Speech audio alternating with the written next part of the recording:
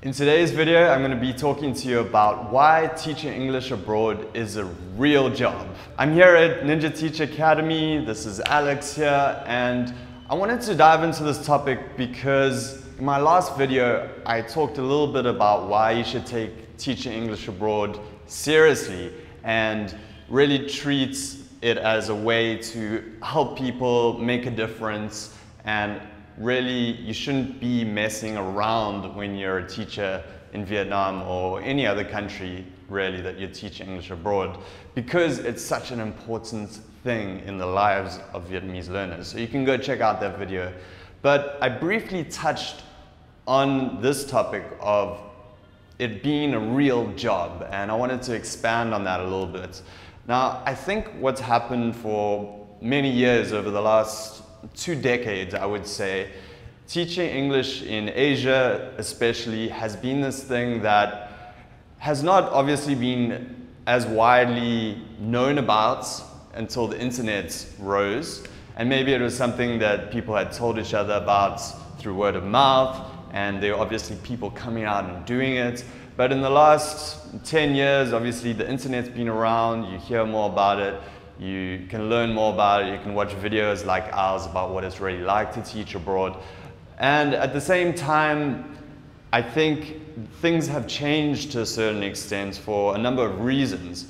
Now, how it was maybe 5, 10 years ago was that you could just show up in Asia, and because you were from the USA or the UK, you spoke English fluently, you were a native speaker, you could get a job at any of these English centers just because of that native ability to speak English. Now, it had nothing to do with the fact whether you're a good teacher or not, but now that these developing countries are actually becoming totally developed, such as South Korea, that's changed a lot, where the salaries in South Korea have actually stagnated for English teachers because I think it's developed a lot more, and therefore, you know, they can be a bit more picky about the teachers that they allow in, that kind of stuff.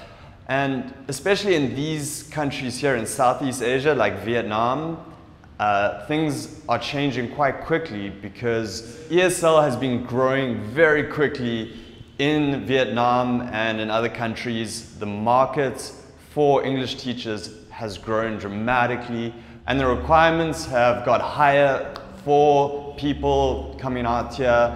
There are a lot of schools that are taking the actual ability of teachers much more into account. So just showing up and being from a native English-speaking country isn't really cutting it anymore. So now it's a government requirement to have a bachelor's degree. A lot of schools only want to hire native English speakers, and also you have to have some ability to teach at least. You know, you can't walk into a job and go into one of these demonstration classes and not be able to teach a class, because that's how schools go about hiring out here in Vietnam. You actually have to have that degree of ability. So now what this all has led to is schools being a little bit more structured in the way they do things. So the jobs have become more like real jobs. You know, you sign a contract, you agree to a certain number of hours of work. There are different requirements for different companies, whereas before you could kind of show up and just negotiate an hourly rate. That still is the case in Vietnam because the market is growing at such an accelerated rate.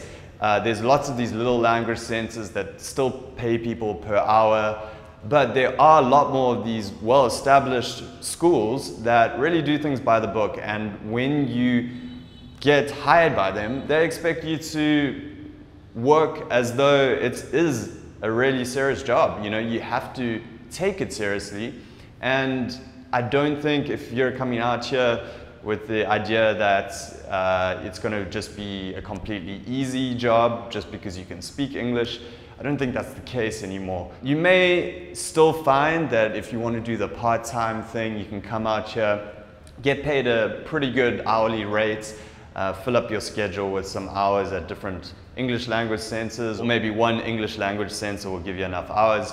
But more and more there are these companies that give you a package, right? A package deal with a certain number of hours, time off, sometimes bonuses if you do a year-long contract.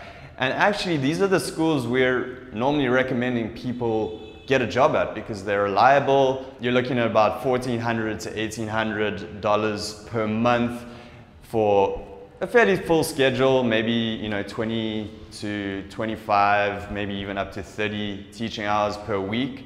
But if you look at the living costs, it's about $1,000 per month to live a great lifestyle with your own apartment, eating out all the time.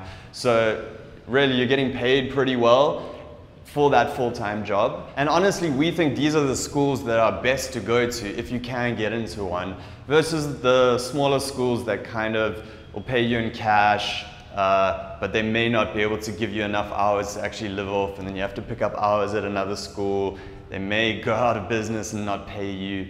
They may pay you late. They may dispute you on things.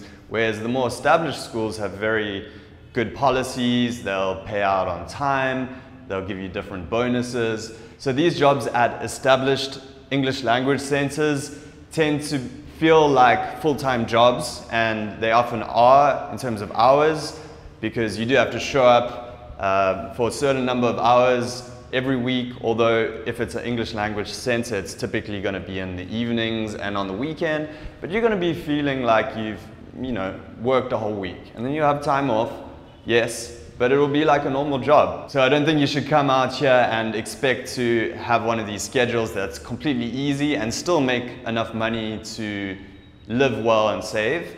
Because if you want to do that, if you want to live on, say, $1,000 per month, which can get you a really great lifestyle, extra money to do great things, travel, you do have to work fairly hard for that. If you want to make just enough to get by, then you can try to find one of these schools that will offer you part-time hours, and then yes, like 10 to 15 hours, you can live off, maybe make $1,000, $1,200 a month. But then you might come across those challenges that not having this job at an established center will bring you.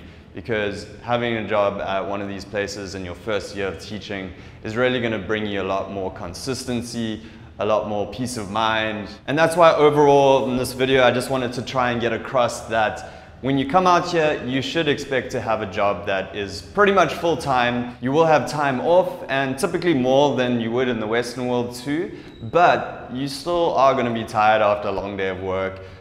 It's not going to be all easy in terms of every day you're going to have tons of free time. Sometimes you will have a good amount of free time, but some days you'll basically be working the whole day. So think of it as a real job that you get paid for, you get paid well for. The living expenses are low, but treat it as a full-time job. Even if you are doing this kind of more picking up hours here and there, you shouldn't expect that you will just be only working a few hours per week and still be able to live comfortably and save money. So that was something I just wanted to get across. It was after speaking to an HR manager of a school here that really offers a good package. They give you paid time off. They give you 2 consecutive days off per week. Usually it's going to be in the week because often teachers are teaching on the weekends here. And bonuses, stuff like that. But they do have slightly higher teaching hours per week. So it's more like 30 teaching hours per week. So that's a fair amount, but then you're getting well compensated for it. So that just got me thinking that I should make a quick video on this so that people are more aware and you can come into this knowing that you can find a really solid job here, but don't expect it to be something that it's not.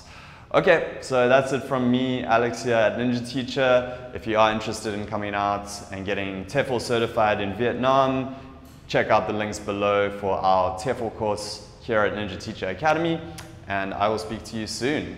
Peace.